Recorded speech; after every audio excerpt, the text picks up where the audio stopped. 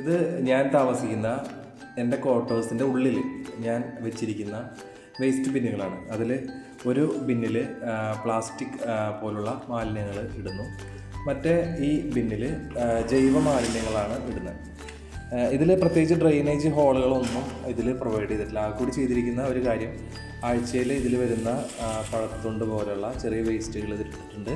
അതേപോലെ തന്നെ ഇത് നമ്മുടെ സാധാരണ പേപ്പർ കട്ടിങ്സാണ്. ഇതുവരെ ഈ ഒരു വേസ്റ്റ് ബിന്ന്, ഈ കമ്പോസ്റ്റ് ബിന്ന് ഇവിടെ കൊടുത്തിട്ട് പ്രത്യേകിച്ച് സ്മെല്ലോ കാര്യങ്ങളോ ഒന്നും എനിക്ക് ഉണ്ടായിട്ടില്ല. ഇത് ഏകദേശം ഒരു മാസത്തോളമായിട്ട് ഇതിവിടെ മെയിൻറ്റെയിൻ ചെയ്യുന്നുണ്ട്. പിന്നെ ഒരുപാട് വേസ്റ്റ് വരുന്ന സമയത്ത് മാത്രം ഞാൻ ചിലപ്പോൾ കുറച്ച് മേൽമണ്ണ് ഇട്ട് കൊടുക്കാറുണ്ട്. അപ്പോൾ വെള്ളത്തിനെ കൺട്രോൾ ചെയ്യുന്നതിന് വേണ്ടിയിട്ട് ഇതിൽ പേപ്പർ കട്ടിങ്സാണ് സാധാരണ ഉപയോഗിക്കുക. വെള്ളം കൂടി കഴിഞ്ഞാൽ മെയിനായിട്ട് കമ്പോസ്റ്റിംഗ് എന്ന് പറയുമ്പോൾ ഒരു എയറോബിക് പ്രോസസ്സാണ്. എയറിൻ്റെ സാന്നിധ്യത്തിൽ ജീവിക്കുന്ന മൈക്രോ ഓർഗാനിസംസ് അതിനെ കമ്പോസ്റ്റ് ആക്കിയിട്ട് വിഘടിപ്പിക്കുന്നു. അപ്പോൾ കമ്പോസ്റ്റിംഗ് നടക്കണമെന്നുണ്ടെങ്കിൽ പ്രധാനമായിട്ട് എയറിൻ്റെ ഒരു സാന്നിധ്യം ഉറപ്പുവരുത്തണം. അതേപോലെ തന്നെ CN റേഷ്യോ 25:1 അല്ലെങ്കിൽ 30:1 ഈ ഒരു റേഷ്യോയിലാണ് ഏറ്റവും നല്ലൊരു കമ്പോസ്റ്റിംഗ് നടക്കുക. അപ്പോൾ ആ ഒരു റേഷ്യോ നമ്മൾ മെയിൻറ്റെയിൻ ചെയ്യണം. സാധാരണയായിട്ട് ഡ്രൈ ലീവ്സ്, അതുപോലെ പേപ്പർ കട്ടിങ്സ്, ഇതിലൊക്കെ നമുക്ക് കാർബണിൻ്റെ കണ്ടൻറ്റ് വളരെ കൂടുതലായിരിക്കും.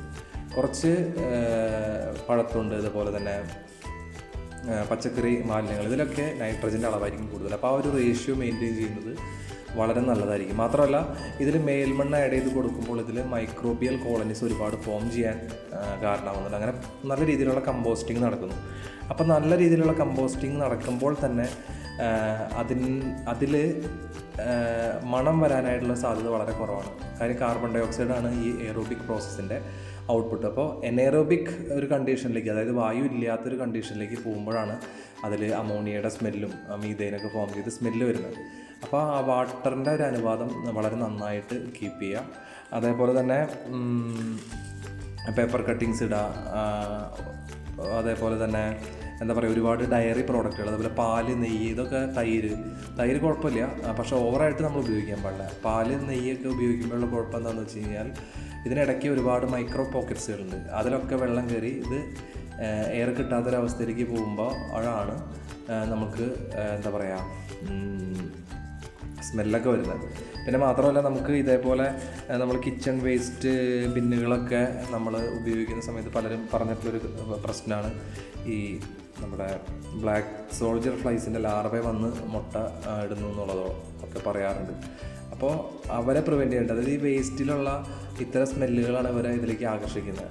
എന്താ പറയുക, നമ്മുടെ അമോണിയയുടെ സ്മെല്ല്, ഇതൊക്കെയാണ് ഇവരെ ഇതിലേക്ക് ആകർഷിക്കുന്നത്. അപ്പോൾ ആ ഒരു സ്മെല്ലിനൊക്കെ സ്ക്രീൻ ചെയ്യാനായിട്ട് ഇതുപോലുള്ള പേപ്പർ കട്ടിങ്സൊക്കെ ഉപയോഗിക്കും. ഇത് ഒരു ചിലവില്ലാതെ നമുക്ക് വീട്ടിലുണ്ടാക്കാവുന്ന കാര്യമാണ്. അതല്ലെങ്കിൽ ചകിരിച്ചോറിടാം. അതല്ലെങ്കിൽ കമ്പോസ്റ്റിംഗ് വളരെ കുറച്ചുകൂടി നന്നായിട്ട് നടക്കണമെങ്കിൽ മൈക്രോബിയൽ ഇനോക്കുലംസ് നമുക്ക് ഇതിൽ യൂസ് ചെയ്യാവുന്നതാണ്. പിന്നെ ഞാൻ മുൻപൊരു യൂട്യൂബ് വീഡിയോയിൽ കണ്ട ഒരു ആശയം ഷെയർ ചെയ്യാണ്. അദ്ദേഹം ഇതേപോലുള്ളൊരു ബക്കറ്റ് ഇതേപോലെ കമ്പോസ്റ്റ് ഈ സെയിം മെത്തേഡിൽ കമ്പോസ്റ്റിങ് ചെയ്തിട്ട് ഈ ബക്കറ്റ് നിറയുമ്പോഴത്തേനും അതിൻ്റെ മുകളിൽ കുറച്ച് മണ്ണ് ഫില്ല് ചെയ്തിട്ട് അതിലൊരു മുളകിൻ്റെ തെയ്യോ അല്ലെങ്കിൽ വഴുതനങ്ങയുടെ തെയ്യൊക്കെ ഇട്ട് കൊടുത്തിട്ടാണ് അടുത്ത ബിന്ന് വയ്ക്കും. അപ്പോൾ അതൊരു സൈക്ലിക്കായിട്ട് ഇങ്ങനെ പോയിക്കൊണ്ടിരിക്കും. അത് വളരെ നല്ലൊരു ആശയമായിട്ട് എനിക്ക് തോന്നി.